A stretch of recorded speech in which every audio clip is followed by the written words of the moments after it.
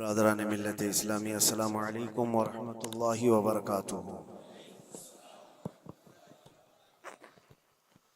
الحمد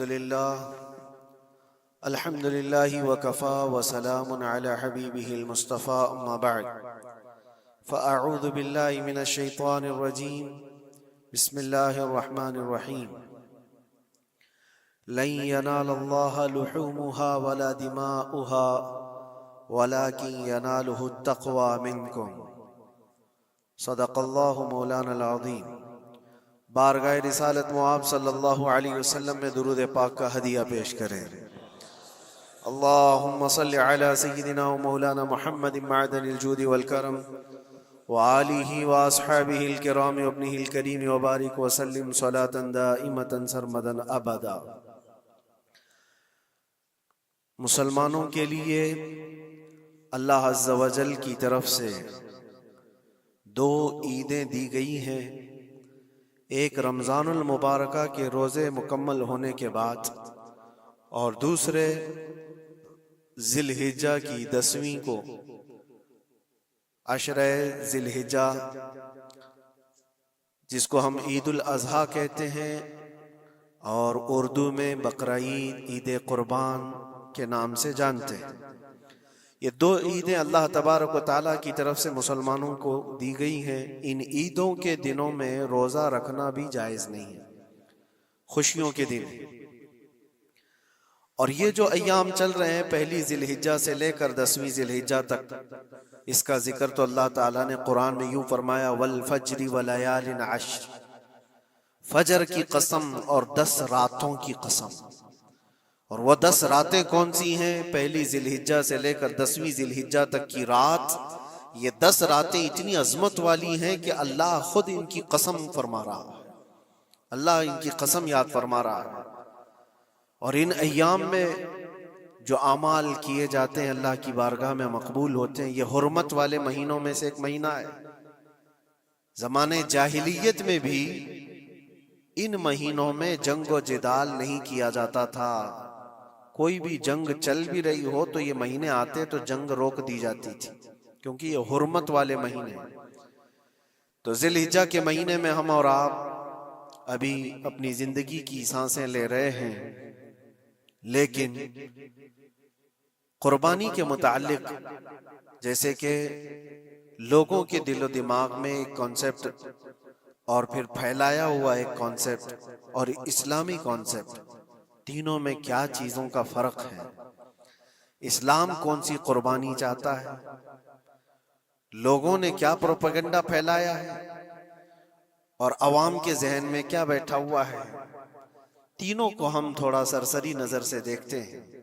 سب سے پہلی چیز تو یہ ہے، اسلام جس قربانی کی بات کر رہا ہے، قرآن میں اللہ فرماتا ہے لن ینال اللہ لحومها ولا دماؤها، نہ تمہارا گوشت نہ تمہارا بہایا ہوا خون اللہ تک پہنچتا ہے، وَلَكِنْ يَنَالُهُ التَّقْوَى مِنْكُمْ، بلکہ اس کے پیچھے جو تمہارا تقوی ہے وہ اللہ تک پہنچتا ہے۔ تمہاری نیت دیکھی جا رہی ہے، تمہارا اخلاص دیکھا جا رہا ہے۔ اسی لیے کہا گیا ہے کوئی گوشت کھانے کی نیت سے قربانی کرتا ہے تو اس کی قربانی ہوگی ہی نہیں۔ گوشت کی نیت سے اگر کسی نے قربانی کیا اس کی قربانی نہیں ہے، یا پھر اگر ذبح کرنے کے بعد بیچنے کی نیت کیا گوشت میں سے کچھ حصہ، وہ تجارت کی نیت کیا ہوا ہے، تب بھی اس کی قربانی نہیں ہے۔ قربانی صرف وہ ہے جو خالص اللہ کی رضا کے لیے کرے، جو اللہ تعالیٰ نے حکم فرمایا مجھے اور اللہ کریم کے حکم پر عمل پیرا ہوتے ہوئے میں قربانی کر رہا ہوں، یہ اس نیت کے ساتھ جس نے قربانی کیا اس کی قربانی قبول ہے۔ یہ اسلام چاہتا ہے آپ کی قربانی۔ اور لوگوں کے دل و دماغ میں جو اکثر بیٹھا ہوا ہے وہ یہ ہے کہ موسم آ رہا ہے، سب کر رہے ہیں تو ہم کو بھی کرنا چاہیے۔ اور کچھ لوگ فیشن کے طور پر، کچھ لوگ بچوں کی ضد پر قربانی کر گئے۔ یہ لوگوں کے ذہن و دماغ میں بیٹھا ہوا ہے۔ نہیں میرے عزیزو، جو مالک نصاب ہے اس پر قربانی واجب ہے، یہاں تک کہ اللہ کے نبی صلی اللہ علیہ وسلم نے ارشاد فرمایا استطاعت ہونے کے بعد، مالک نصاب ہونے کے بعد جس نے قربانی نہیں کیا، حضور فرماتے ہیں وہ ہماری عیدگاہ کے قریب بھی نہ آئے۔ حضور اکرم صلی اللہ علیہ وسلم فرماتے ہیں ہماری عیدگاہ کے قریب نہ آئے. اس کے لیے دنیا میں یہ وعید ہے تو آخرت میں اس کا عذاب اور ہے. تیسری چیز جو پروپیگنڈا کیا پھیلا ہوا ہے قربانی کو لے کر، ایک بہت بڑا پروپیگنڈا ہے.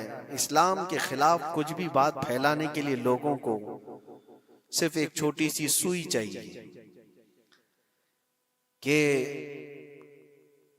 ان کا ایک پھیلایا ہوا یہ پروپیگنڈا کہ لاکھوں ہزاروں اینیملز اس میں کاٹ دیے جاتے ہیں، ذبح کر دیے جاتے ہیں، خون بہایا جاتا ہے، اس کا حاصل کیا ہوتا ہے؟ جیوت چیزوں کو مار دیا جاتا ہے. میرے عزیزوں، لوگ یہ باتیں تو صرف اور صرف اسلام کے خلاف کرنے کے لیے پھیلاتے ہیں، جبکہ میں آپ کو بتاؤں دنیا کے تقریباً مذاہب میں قربانی کا کانسیپٹ موجود ہے. اکثر دینوں میں وہ الگ الگ انداز ہے. کہیں بلی چڑھانا ہو گیا ہے، کہیں دیوتا کو کچھ پیش کرنا ہو گیا ہے. قربانی کا کئی جگہوں پر یہ کانسیپٹ موجود ہے، لیکن کوئی اپنے گریبان میں جھانکتا تھوڑی نہ، دوسرے کے گھر میں جھانکنے کی عادت زیادہ ہوتی. اسلام کی قربانی لوگوں کو نظر آتی ہے کہ مسلمان جتنا پریکٹیکل ہے اپنے دین پر، دنیا میں کوئی بھی اپنے دین پر اتنا پریکٹیکل نہیں ہے. کوئی بھی اپنے دین پر اس طرح پابندی سے عمل کرنے والا ملتا نہیں. جلن اسی بات کی تو ہے کہ کوئی پوسٹر نہیں لگاتے، کوئی اعلان نہیں کرتے، اور جمعہ میں پوری صفحے ان کی بھری نظر آتی. کون تمہیں پرچار کر کے جمعہ میں بلاتا ہے؟ وہ خالق کائنات کی طرف سے تمہارا جو لگاؤ ہے، وہ جو تمہیں کھینچ کر گھروں سے مسجدوں میں لاتا ہے. فتنوں کا دور ہے، اس کے باوجود جمعہ میں کوئی بھی مسجد ایسی نہیں ہوگی جو خالی پڑی ہوئی. مسلمان آج کے دور میں بھی اپنے دین پر عمل پیرا ہے، اور یہ تکلیف کا سبب بن جاتا ہے دوسروں کے لیے. اسی طرح قربانی کے ایام آتے ہیں تو کچھ ماڈرن خیالات والوں کو لا کر کے ہمارے درمیان پیش کیا جاتا ہے.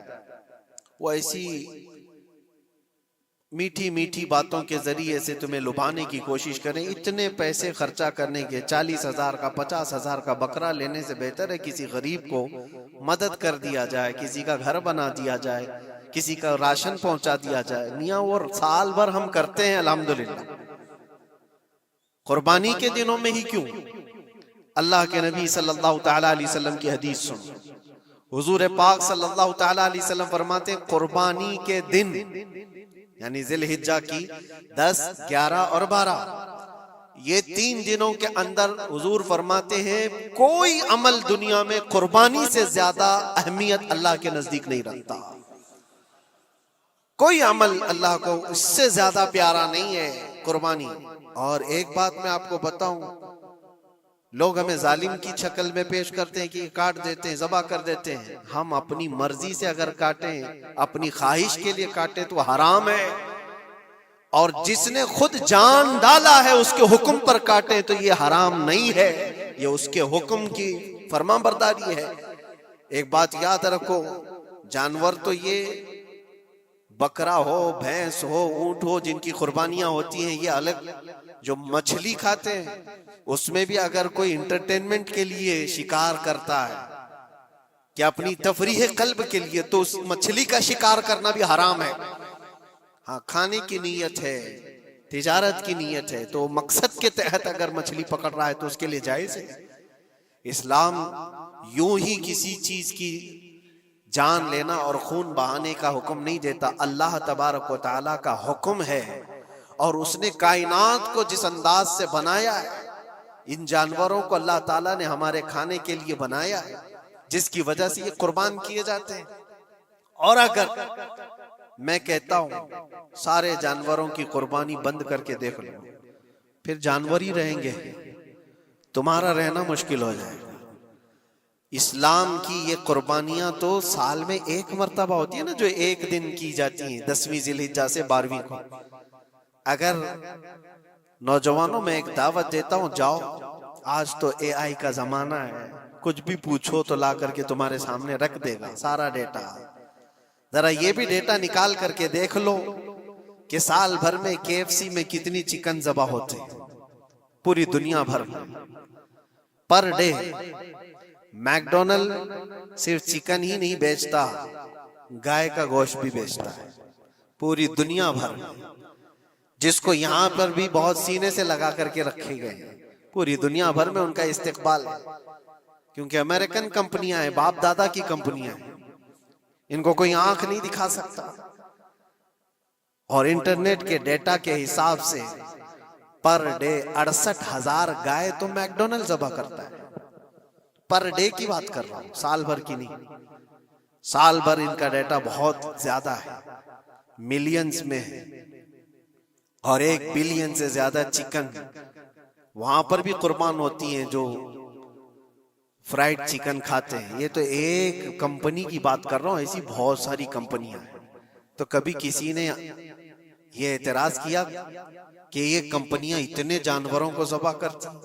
نہیں، بقرعید کے دن سب کے سینگ نظر آتے ہیں، جانوروں کی محبت امڑ امڑ کر کے آتی ہے. سال بھر جو قربان ہو رہے ہیں، کبھی کسی نے آبجیکشن نہیں کیا کہ یہ سارے آؤٹ لیٹس بند کیوں نہیں کر دیے جاتے، یہ ساری دکانیں کیوں نہیں بند کر دی جاتی جو سال بھر ذبح کر رہے ہیں. ہاں، ہو سکتا ہے میکڈونلڈ یہاں نہیں ذبح کرتا گائے کو، کیونکہ یہاں پتہ ہے حالات صحیح نہیں ہیں، لیکن دوسری جگہ پر جا کر دیکھیں، سب جگہ پر بیف آسانی سے ان کے ہاں ملتا ہے.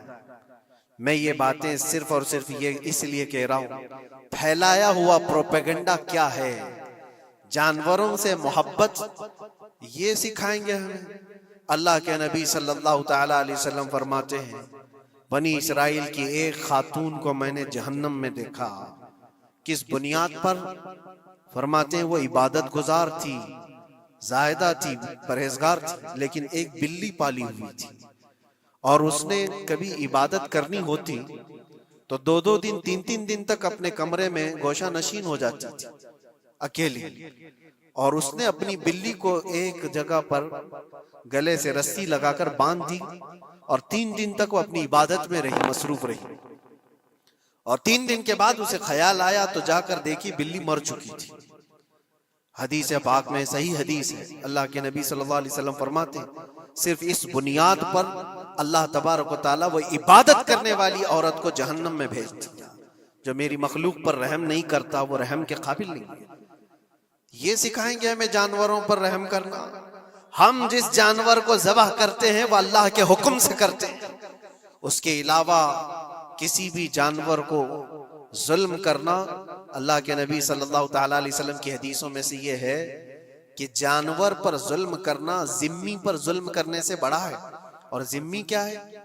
ذمی وہ جو مسلمانوں کے ملک میں امن کے ساتھ رہنے کے لیے ریکویسٹ کیا ہوا ہو اور اسلامی حکومت اسے امن دی ہوئی ہو. اور اللہ کے نبی صلی اللہ علیہ وسلم فرماتے ہیں مسلمان پر ظلم کرنے سے زیادہ بڑا ظلم ذمی پر ظلم کرنا ہے، اور اس سے بڑا ظلم جانور پر ظلم کرنا ہے. یہ میرے آقا کے فرمان ہے. نبی اکرم صلی اللہ علیہ وسلم نے فرمایا وہ رحمت للعالمین ہے.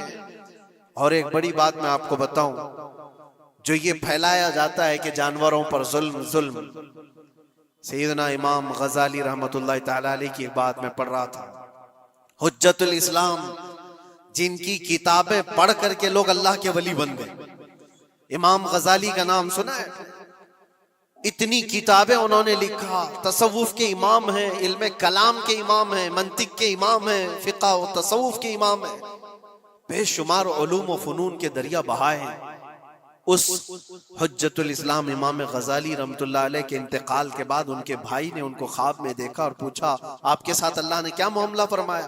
امام غزالی فرماتے اللہ نے مجھے بخش دیا، میری لکھی ہوئی کتابیں، میری عبادتیں، ہزاروں کو جو میں نے پڑھایا وہ شاگرد، یہ ساری چیزوں کی وجہ سے نہیں، بس ایک کام کی وجہ سے. پوچھا وہ کون سا کام؟ کہا ایک بار میں کتاب لکھ رہا تھا اور سیاہی میں قلم ڈبو کر کے لکھا جاتا تھا، اور سیاہی جو بنتی تھی وہ پھلوں کے رس سے نکال کر کے، اور لکڑی کا قلم اس میں ڈبو کر کے لکھا جاتا تھا. تو میں لکھ رہا تھا کہ ایک مکھی آ کر سیاہی پر بیٹھ گئی، میں اپنا قلم روک لیا